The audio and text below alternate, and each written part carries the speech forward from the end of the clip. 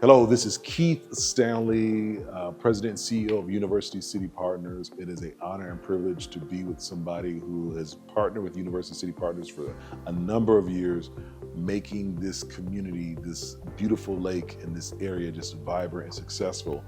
There's a lot of history here. We're going to talk to him about it, but let me introduce to some and what's the word they use, Sean? Introduce to some and announce to others the one and only Sean Costner of Third Rock Events. Thank you, Keith. Oh, bring it on in. Thank you for having me. Sean, I got here a little bit over or close to 3 years ago. You were one of the first people that had a chance to meet. You talked about this history of events, signature events of success around the lake, what has occurred with this community. Can you tell, before we get into some of the history, just tell people who you are and your role in this success around University City? Yeah, so thank you for the nice introduction. But again, Sean with Third Rock Events. We are a local event and media production company. We have been doing events here in University City now 10 plus years. Wow. So we've seen a lot of success, a lot of growth. Things are changing for the positive. So we're very happy to be a part of it. So much growth in University City. We talk about the 3.4 million visitors. We talk about the addition of between 2,000 to 3,000 residential units.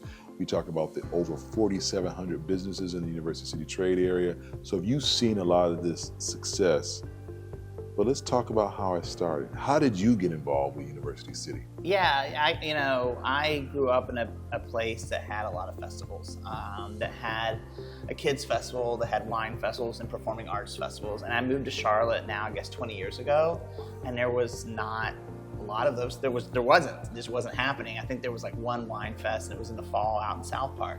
And so I had reached out to several different organizations about like, hey, there's an opportunity, there's programming gaps here for quality of life. And I met with Darlene Heater, who ran your organization for a while, and she said, what's missing? And I'm like, a kids festival, a spring wine fest, and a performing arts fest. She's like, well, we'll do at least 2 of the 3, and let's move forward, and that's how it started. So you have been involved with our industry calls, for those who are familiar with municipal service district and business improvement districts, with the connectivity, or even better yet, the stickiness of a community. That is bringing people together to not just go to the stores, to live here, to work here, but to actually enjoy this environment. It's placemaking 101. We have these signature events here around the lake that we're going to get into: Kids Fest, Wine Fest. We also have the 5K. The list goes on. For you, I want to take it a little bit differently here. It seems like you have a passion for it. Where does that passion come from? Yeah, well, first of all, I am a community advocate, and a lot of people get to have personal experiences at these events that they may not have been able to have otherwise, as a lot of these events are free, and we tap into based on the event and what's happening. There's opportunities for local artists to perform or to sell their art. There is opportunities for, musicians, and for small businesses, small businesses that may be just starting, that don't have a storefront, but they attend these events, they're able to sell their goods, raise funds, and eventually open a retail space. That's it.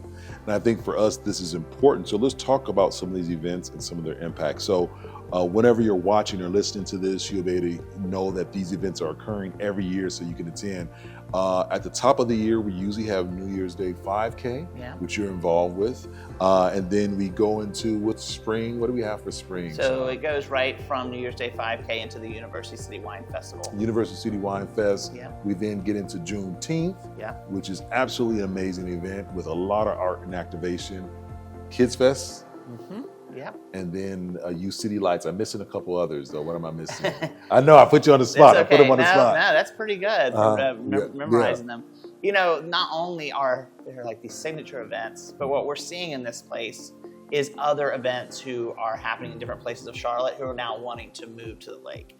So last year we welcomed 3 new events that are not owned by University City Partners, but that were happening in other places of the city. Yes. And they have moved to University City. And one of them is quoted, "This is the first time since I've started this festival that we actually feel supported."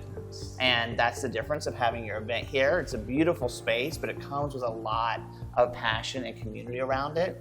And we are going this year and really putting the word out for other festivals to come here. What's exciting as I look at every year since I've been here, we not only have worked with some amazing partners and funders and sponsors to make these events special, we are seeing these events grow by 30, 40, and 50%. The exciting one for me, I talked about Juneteenth earlier. Our Juneteenth Art Fest happens, one of the few events that happens on June 19th in the city of Charlotte, is that event grew. We had 3,000 or 4,000 the first year. I think it went to 12,000 this year. I'm not even how many we're gonna expect this year, but the same thing for UCity Lights, the same thing for Kids Fest. What do you think is resonating with people who are attending our events and the growth of the attendance of these events? Yeah, I've been doing this a long time, and I have not seen those kind of growth numbers in other parts of the country or even other parts of Charlotte. So being able to look at that data is very impressive. But we also, there's a difference that you may not find elsewhere, is like we actually care about the event and care about the user experience. And it's from how the event is laid out, how it's communicated, how it's accessible to all income levels, and how people are proud that this is happening in University City. We have super fans. We have people who have never missed a wine fest. That is like a long-term growth strategy and creating these raving fans. You also mentioned something earlier. We are excited. We partner with the mayor of the city of Charlotte, Mayor Lyles, for our UCity Lights, and she reiterated this, which we see as so valuable, which is the majority of our events are free. And I like that because as you look throughout our country and the environment we're going in, anytime most people are leaving the house, they're spending a couple $100 just to leave the house, to go eat, to go anywhere. There was a time in this country where you can go somewhere, you don't have to spend a dime, but you can enjoy community. Why do you think having these events and having them for free are important to our community? You want people to be able to enjoy the place where they live, and you want them to be able to bring everyone that they know and everyone who's in their house. And so making that the Kids Fest is free, the activities are free, the face painting's free. A large portion of that is underwritten by your organization, but also other sponsors like a Walmart or an Atrium Health. So, shout out to the Art Science Council. Yes. Thank you for your support. We really appreciate it. We cannot do these events without anchors like Walmart and others, and AT&T and Arts and Science Council. Yeah, that's so when when folks come to these events, they're there to have a good time. They may not actually be thinking like, oh my goodness, all this is free. I bet it's very expensive to produce. But it's the corporate and smaller businesses who do the heavy lifting and pay for everything that happens. Now I have to admit, Sean, I probably get on your nerves all day long. I'm calling you with ideas and like that. But I will say there's a secret sauce with Third Rock. And I know it starts with you as a leader. You're passionate. You live in University City. You live and breathe. You and I, we talk all the time, restaurants, places and spaces in University City. Can you also articulate what else beyond your passion and drive is the secret behind the success of Third Rock, specifically in University City? We often say, this is produced for you by us, and that's a model that we live by because we're doing the things for what the community asks for, what they want, what they support. So we produce it for the community, and when we're behind the scenes doing it for them. And that really is the motto that we've stuck with. We are here to create an experience that our competitors don't have the ability to do. And when people think of us, we hope that they say, we want to become the most beloved event and media production company in Charlotte and elsewhere. And those are part of our mission statements, part of our work. There's passion. There's a lot of great people on the team that have been here for quite some time. And we have been lucky enough to have been recognized multiple times over by various organizations. Like coming up, the library is giving us an award soon. So that is, secret sauce. I think it's just the passion and sticking to the core values and moving things forward. If you can, I'm gonna flip the question though, and hopefully you get where I'm going here. What do you think is the secret sauce for University City? It seems like there's something here that brings Yes. people to this community and they engage in this community. And yes, it's people, yes, it's places, but I want to hear from you. What do you think? What brings people together here in University City? Well, we have talked about this before offline, but I grew up in a place that had a designated programming area in their downtown, right? Everybody knew most major events or most annual events, this is where it was happening. And we just don't have that here in our, core of the city. However, in University City, there is this lake, and the Shops at University Place that people say, oh my goodness, I took my prom picture there, or I got engaged at UCity Lights there, which has happened. So there's this nostalgia for this space, or I went to the university, I used to walk over to the lake. So this is transforming into what we see in the next few years is going to be known as, okay, if this event is happening, it's most likely happening here, and this becomes a designated event space that is in Charlotte. And it's this lake, but also just the community. It's a very diverse community. You can get online, you can research the diversity of University City. So when people think of this area, some people call it the boardwalk. There's multiple names what they call this place, but this is going to be, it's already starting, but we're going to see it grow is where this becomes the anchor place where major events happen in Charlotte.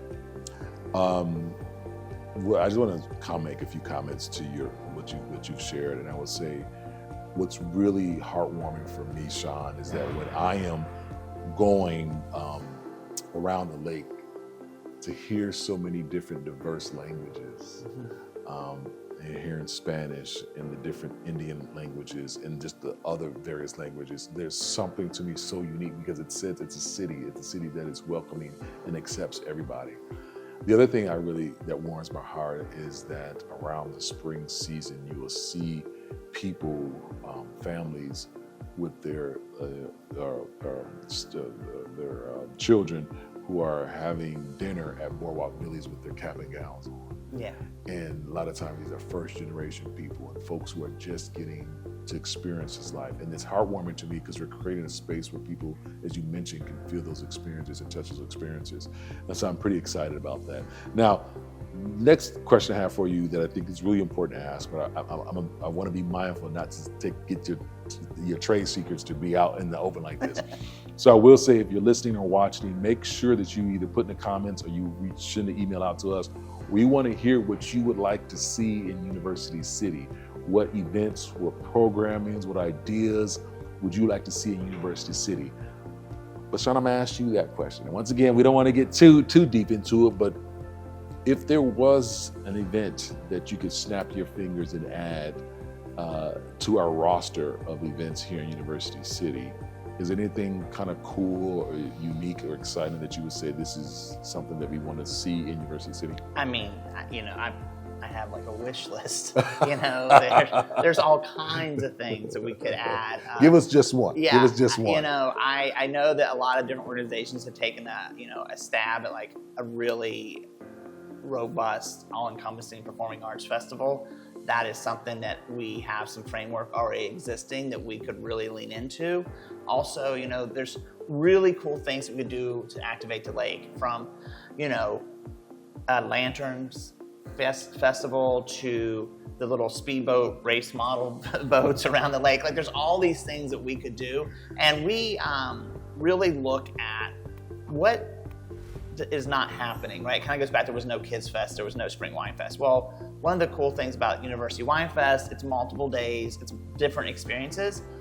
But as far as we can tell, this is the only place that has a wine on the water event, where people can come out on a Friday evening, taste some wines, pick their favorite, get into a paddle boat with their +1. There's a live musician on the bridge. It's very romantic, but it's also just really cool because we're looking for things that no one else does, and we're doing them here. That's it. We're about to wrap this up. Sean, what advice would you give to people who are interested in coming to the lake with their event? What would you tell them? I will tell them what we've been told by people who have already done that. They've never been more supported. So you have your current venue and you've been thinking about where your event's going to go next.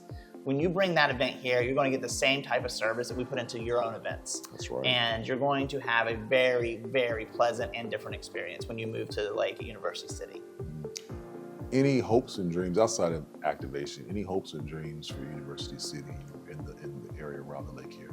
Any hopes and dreams? Oh, of course. I know that you've been talking about this rendering of how we can really activate the lake and make it, see all new lighting and new places for performers and, new development and having that 1, 2, 5, 10-year plan.